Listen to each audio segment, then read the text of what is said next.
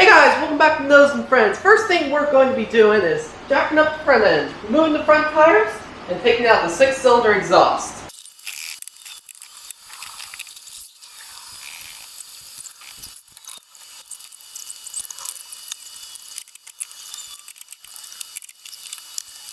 So, back we have the original wheels and the original tire size 695 bias plies on 14.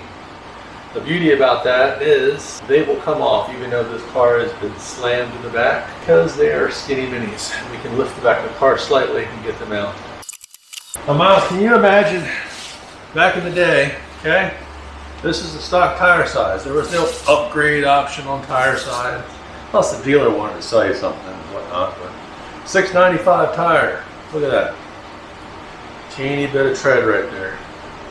They put 350 horsepower against that. No wonder they sold so many tires. Alright, so now it's time for us to remove the original 6-cylinder exhaust. Alright, that's the first hanger off. That's 2. And the third hanger. Not quite as original.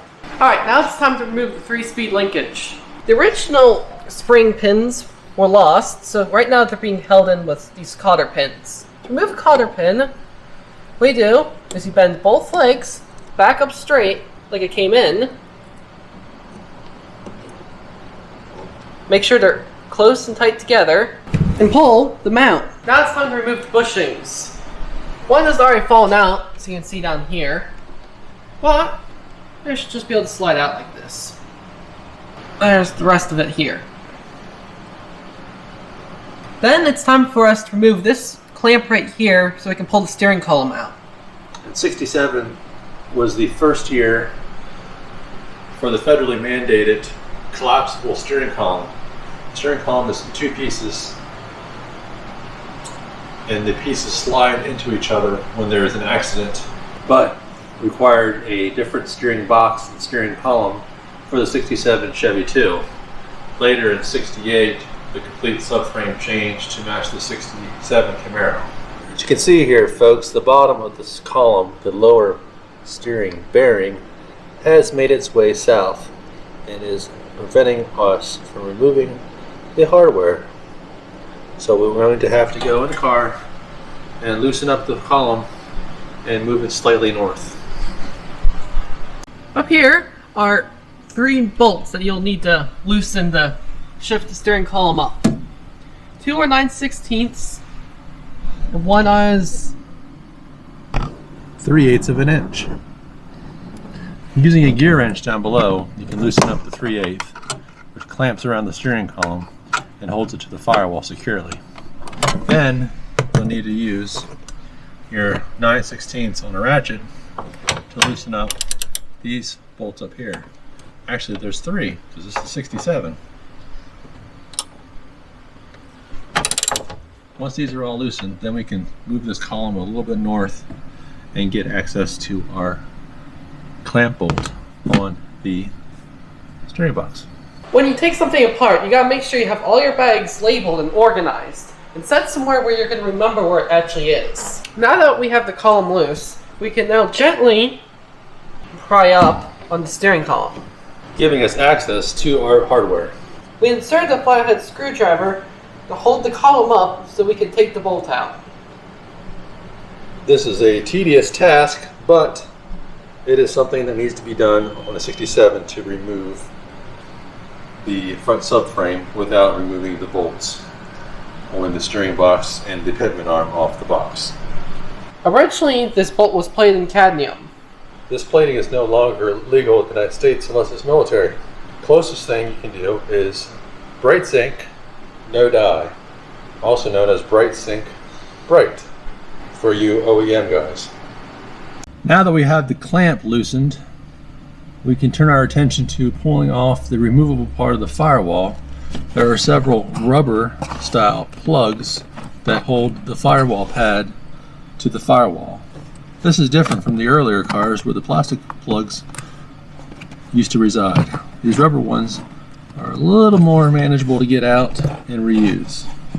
Once we remove these few pieces of padding, we can get access to the rest of the bolts on the firewall.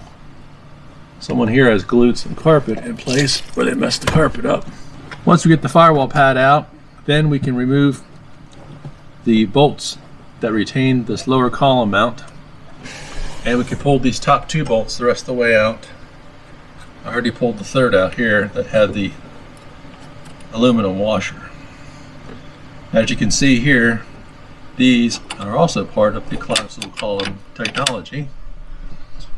They took these pieces of aluminum and pressed them around the steel, and then they injected plastic in there, which we'll be able to see from the top side when it's removed, to allow this part to move while this is still bolted in place. All these things were federally mandated to make these cars safer. Now that we have those 2 pieces of firewall pad out of the way, we can get to the 4 self-tapping bolts that hold the steering column firewall support bracketry. Notice here, this is a stick shift car, original, so it has the boot and the boot adapter ring. We will have to pull the clutch linkage out before we continue. Alright, now we get all those bolts pulled out. We're going to leave one in the steering column to hold it in place. We disconnected the wiring for turn signals and the wiring down there for neutral safety backup lights.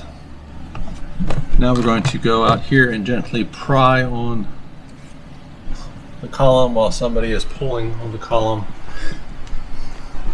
Since this is a 2-piece column, we don't want to collapse it, although it is probably already damaged from its 50+ years of service. Alright, we just pulled out the steering column. Right here, as you can see down here on the steering box. So there's the splines and there's a flat spot on there. 1967 only.